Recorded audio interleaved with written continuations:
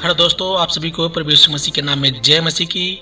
आज फिर से स्वागत करते हैं एक और नए वीडियो में। दोस्तों, आज का वीडियो हमारे मसीह भाई बहनों के लिए बहुत ही सामर्थी और बहुत ही प्रभावी होने वाला है, क्योंकि यदि आप परेशान हैं और यदि आप कई प्रकार की दुखों बीमारियों से पीड़ित हैं, या फिर यदि आप छोटी छोटी बातों में टेंशनाइज हो जाते हैं, आपको कुछ समझ में नहीं आता है कि आप क्या करें, आपके चारों ओर अंधकार ही अंधकार दिखाई देता है। भले ही आप यीशु मसीह पर विश्वास करते हैं, आपके घर में बहुत तरह की परेशानियां हैं, उलझन है, आपको कुछ समझ में नहीं आता है कि मैं क्या करूं।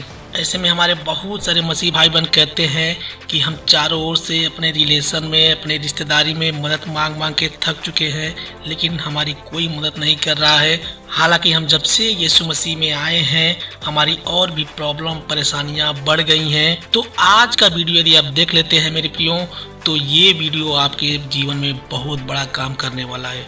मैं कुछ परमेश्वर का वचन बताने वाला हूँ, जिन्हें आप अपने जीवन में लागू करेंगे, अच्छे से अध्ययन करेंगे, तो मैं आपको डेफिनेटली बताता हूँ कि ये वचन आपके जीवन में बहुत ही प्रभावशाली होने वाला है।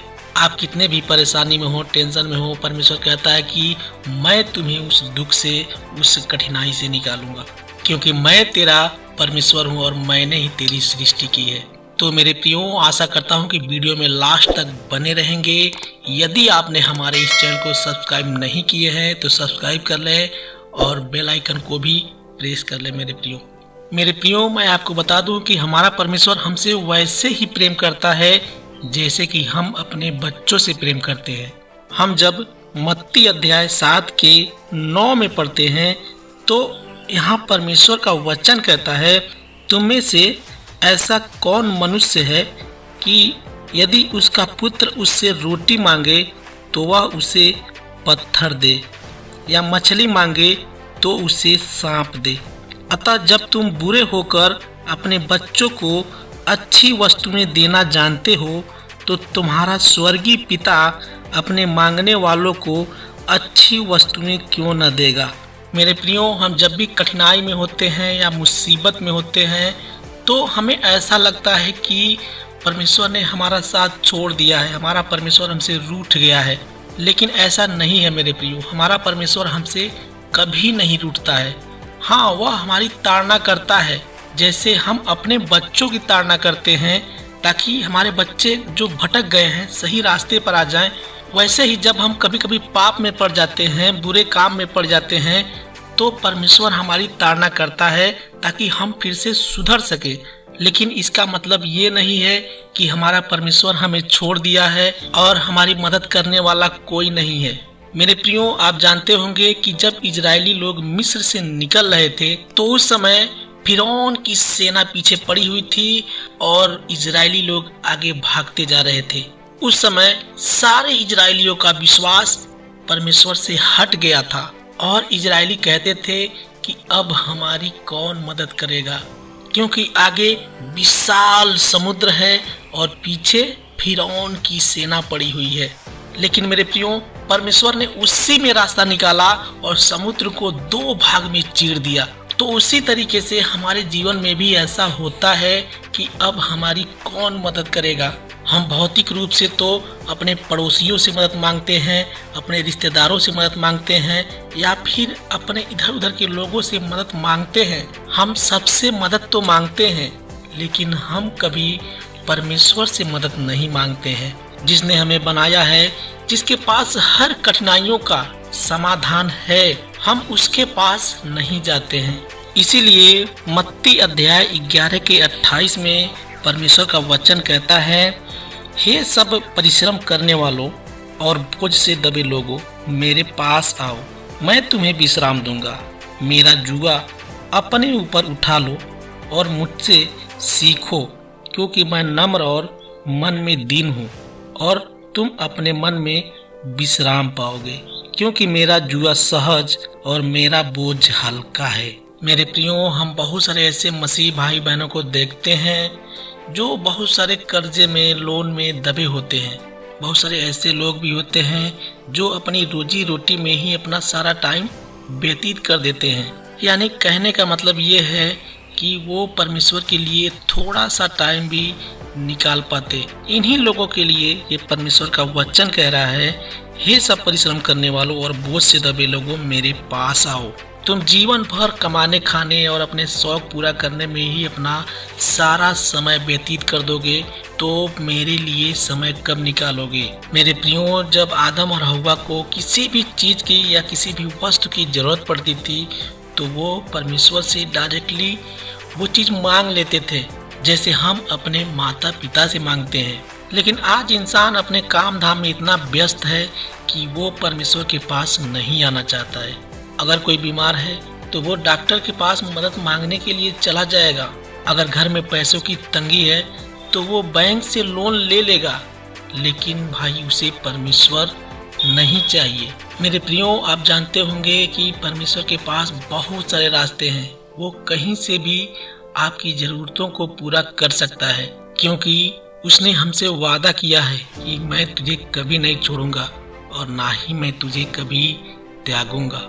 मेरे प्रियो, जब हम यशायाह अध्याय में 40 का 31 पढ़ते हैं तो यहाँ परमेश्वर का वचन कहता है, परंतु जो यहोवा की बाट जोहते हैं वे नया बल प्राप्त करते जाएंगे। वे उकाबों के समान उड़ेंगे, वे दौड़ेंगे और भ्रमित न होंगे, चलेंगे और थकित न होंगे।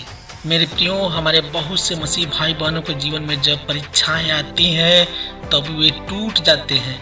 ऐसे व्यक्ति को लगता है कि मेरे अंदर अब कोई सामर्थ्य नहीं है। लेकिन यहाँ प्रभु का वचन कहता है, परंतु जो यहोवा की बाट जोहते हैं वे नया बल प्राप्त करते जाएंगे। मेरे प्रियो, मैं आपको बता दूं कि हम कितना भी हिम्मत हार चुके हैं, हम टूट गए हैं, हमारे अंदर चलने की सामर्थ्य नहीं है, हम अपने आप को बहुत हीन महसूस करते हैं। लेकिन फिर भी हमें बाइबल में आगे बढ़ना है, परमेश्वर के वचन में आगे बढ़ते जाना है, हमें प्रार्थना करते जाना है। मेरे प्रियो, जब हम प्रभु का वचन यहेजकेल अध्याय 33 का 10 पढ़ते हैं तो यहाँ परमेश्वर का वचन कहता है, फिर हे मनुष्य के संतान, इजराइल के घराने से यह कह, तुम लोग कहते हो हमारे अपराधों और पापों का भार हमारे ऊपर लदा हुआ है और हम उसके कारण नाश हुए जाते हैं, हम कैसे जीवित रहें? मेरे प्रियो, यहाँ परमेश्वर का वचन कहता है कि मनुष्य कितना भी इस दुनिया में भाग दौड़ कर ले, कितना भी कर्म कांड कर ले, लेकिन उसके ऊपर जो पाप का बोझ है वो जब तक नहीं उतरेगा उसके ऊपर से, तब तक उसका मन वो कभी हल्का नहीं हो पाएगा। वो इधर उधर भागता रहेगा, ठोकर खाता रहेगा और एक दिन वो मर जाएगा। तो मेरे प्रियो, हमारा सबसे पहला काम है कि परमेश्वर को अपना जीवन समर्पण करना और प्रभु से अपने पापों का क्षमा मांग लेना। क्योंकि बहुत से लोग कहते हैं कि हम पाप करेंगे, हम बुरे काम करेंगे तो हमारे कामों को परमेश्वर नहीं देखता है, मतलब ऐसा भावना होता है लोगों के अंदर।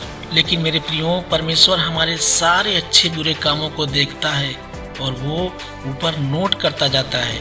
चलिए मैं एक कहानी सुनाता हूँ आपको। एक बार दो दोस्त होते हैं और दोनों की दोस्ती बहुत गहरी होती है। एक का नाम है सूरज और एक का नाम है रमेश। सूरज के पास ज्यादा पैसे होता है, वो थोड़ा अमीर था, लेकिन रमेश के पास कम पैसे होता है, वो थोड़ा गरीब था। अब वो दोनों दोस्त पास में ही रहते थे, उन दोनों का घर आमने सामने ही था। एक बार सूरज अपने घर के सामने कुछ सामान खरीद रहा होता है और तभी उसके जेब से 500 के 2 नोट जमीन पर गिर जाते हैं और उसको वो नहीं देखता है। वह सामान खरीद कर अपने घर में चला जाता है।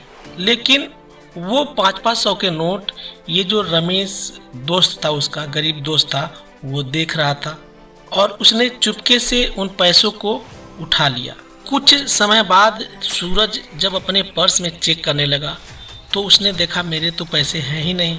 तो उसने अपने घर के सामने लगे सीसीटीवी में चेक किया तो उसमें देखता है कि रमेश उसका दोस्त उन पैसों को उठा लेता है।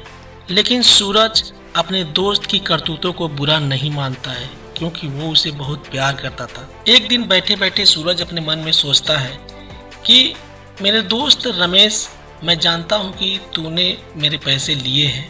यदि तू मुझसे बता देता कि मैंने ही तुम्हारे पैसे लिए हैं तो मैं तुझे माफ कर देता और मैं तुझसे पैसे भी नहीं लेता।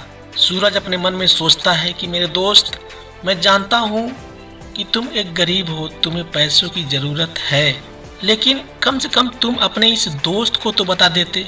उसी तरीके से दोस्तों, परमेश्वर को सब कुछ पता होता है कि हम क्या अच्छा करते हैं, क्या बुरा करते हैं, लेकिन हम कभी परमेश्वर से उन पापों का क्षमा नहीं मांगते हैं कि प्रभु मुझसे गलती हो गया है तो मुझे क्षमा कर। देखिए मेरे प्रियो, जब हम प्रभु से अपने पापों का क्षमा मांग लेते हैं तो हमारा मन और हल्का हो जाता है। हम दोनों के रिश्ते में और पकड़ हो जाती है और मजबूती हो जाती है। जैसे वो गरीब दोस्त यदि अपने दोस्त से माफी मांग लेता तो क्या उसका दोस्त उसे माफ नहीं करता। हालांकि उन दोनों के रिश्ते में और गहराई हो जाती और प्यार बढ़ जाता। तो दोस्तों, आज का हमारा वीडियो यहीं तक था। आशा करता हूं कि हमारे द्वारा बनाया हुआ वीडियो आपको अच्छा लगा होगा। यदि आपने हमारे इस चैनल को सब्सक्राइब नहीं किए हैं तो सब्सक्राइब कर लें और अपने दोस्तों मसीह भाई बहनों में हमारा वीडियो शेयर जरूर करें।